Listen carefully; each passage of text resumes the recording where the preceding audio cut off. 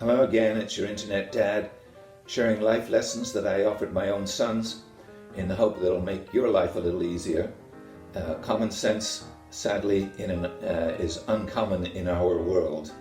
The videos come out twice a week. If you like them, become a subscriber and you won't miss one. Today's video is entitled Stripes, Checks and Sport Coats.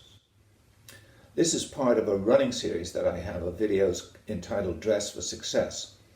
And I hope you'll start with the first one, which is getting down to business. I then cover a raft of other items about clothing. In that video, I argued that your first two suits should be dark grey and navy blue in plain colour. No patterns. I argue against black as a choice because it's too funereal. Nobody wants to be thought of as an undertaker. Keep black for your tuxedo or your woolen top coat. Now, as I mentioned frequently in the Dress for Success series, this is not to cramp your individual style, but you'll find that my recommendations tend to be conservative and will rarely be wrong. After you've got those two plain suits in your wardrobe, think stripes and checks. Now, as a general rule, stripes make you look taller and checks make you look broader. So if you're short, go stripes. If you're skinny, go check. But it always remains your own choice. Stripes come in two versions. Pinstripes, which are very finely, closely drawn together stripes, and the other is called chalk stripes, which are white against a grey or navy blue background. It may be difficult to see in this video, but this is a chalk stripe suit. Now it differs from your plain material in that it has a pattern, and there are three areas that you need to look at. One is your breast pocket, one is your pocket flaps, and one is your shoulders. If you can, make sure that the line of the main suit and that little piece of material that's put on there to create the breast pocket line up. Do the same thing with your pocket flaps. Now your shoulders will have a similar problem, but it's harder for those to line up. But they shouldn't be badly out of line. If they are, put that suit back on the rack and try another one. Now, the same thing happens with check suits, pattern suits. There's a whole raft of them, but they will have an additional challenge because they have to line up horizontally and vertically. But there's no argument against trying out checks, but make them more discreet than loud, if you would. You don't have to go checks and stripes beyond your plain material suits if you want to, because there are a number of interesting plain type materials out there, of which I would suggest you look into a fine herringbone, so-called bird's eye, or nailhead. If you're not familiar with them, look them up on the internet. They can give a very rich feeling to your suit in navy blue or dark grey if you choose the material wisely. Now I'm shifting to sports coats.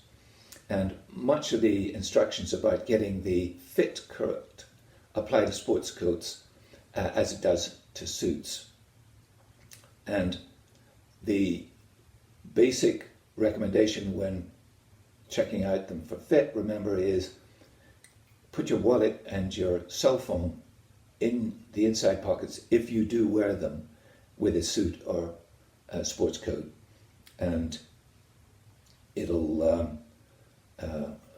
give you a much better fit. If you get sports coat in check pattern. The same thing applies to the suit. Check out the horizontal and vertical on breast pocket, pocket flap, and shoulders. Now, in terms of colours, you may choose green, grey, or blue for your sports coat.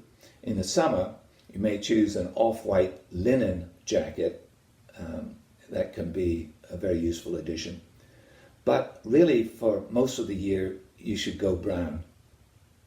And that embraces a whole number of materials, tweed of any description, so-called barleycorn,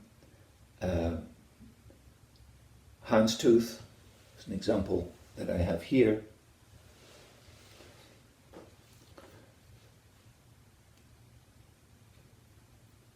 Just make sure that they're 100% wool.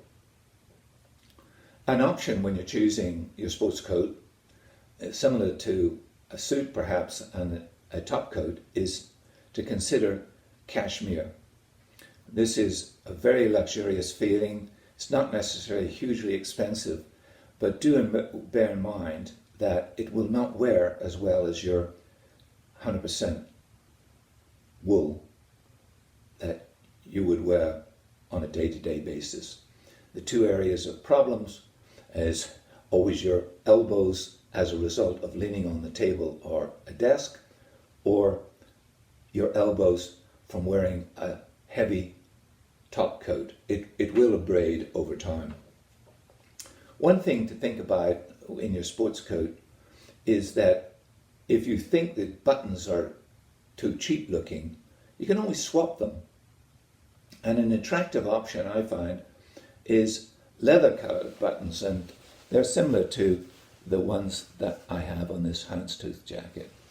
You can get them on the internet, and most dry cleaners can sew them on for you.